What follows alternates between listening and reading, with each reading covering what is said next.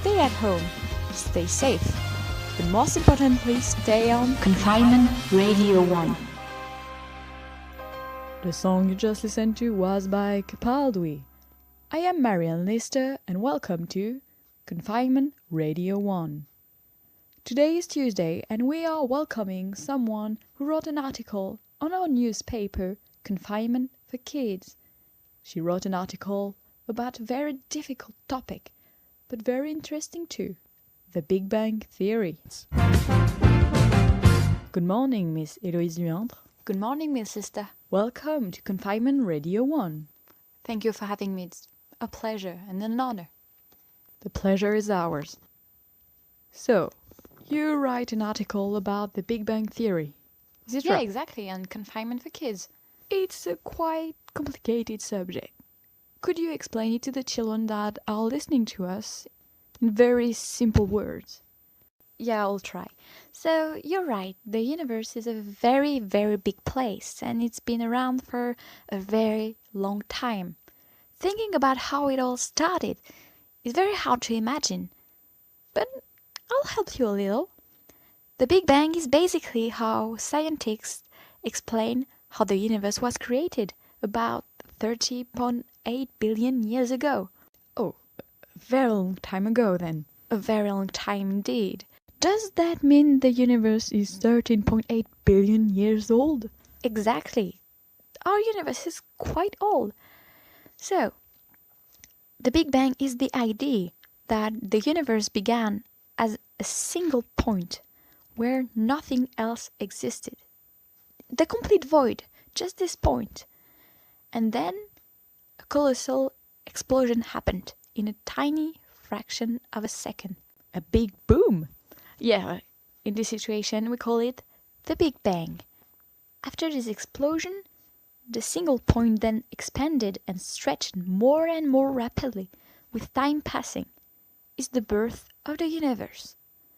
And within the first 20 minutes after the Big Bang, tiny particles started to form. And everything created back then was just that, hot, tiny particles mixed with light and energy. It was nothing like the universe we know nowadays. When you say hot, what do you exactly mean? Where does this heat comes from, and is it really an extreme heat? The heat comes from the explosion. And when I say hot, I mean really hot. Like thousands and thousands of degrees. Like I said, it was nothing like the universe we know nowadays. It took about 380,000 years for the small particles to group together and form what we call now atoms. Then those atoms grouped together again, and as everything expanded and took up more space, it all cooled down. And once the temperature of the universe dropped under the 3000 degrees Kelvin, atoms were able to come together and to form stars and galaxies, the first ones. Those first small stars created then bigger atoms and group of atoms called molecules. That led to more stars being born. And at the same time, galaxies were crashing and grouping together. And as new stars were being born and others were dying, things like asteroids, comets, Planet? Yeah, planets, black hole, all of that formed. So, that was the universe back then. How do we arrive to the universe that we know right now?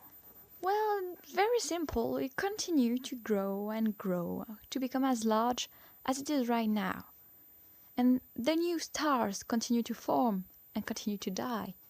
And by dying, new were born.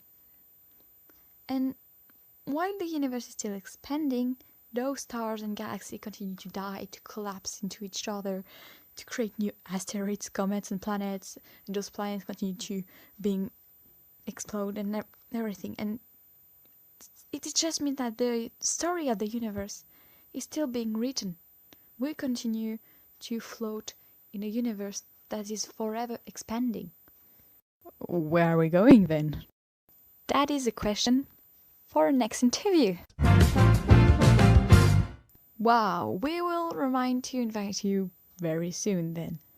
Thank you, Leandre-Louise, and we'll remind you that her article is on our newspaper, Confinement for Kids. Thank you, Miss Lister. I'll come back soon. We are on Confinement Radio ONE. I am Marianne, and now you're all going to listen to another song of Capaldi. And don't forget, stay at home, stay safe, but most importantly, stay on Confinement Radio ONE.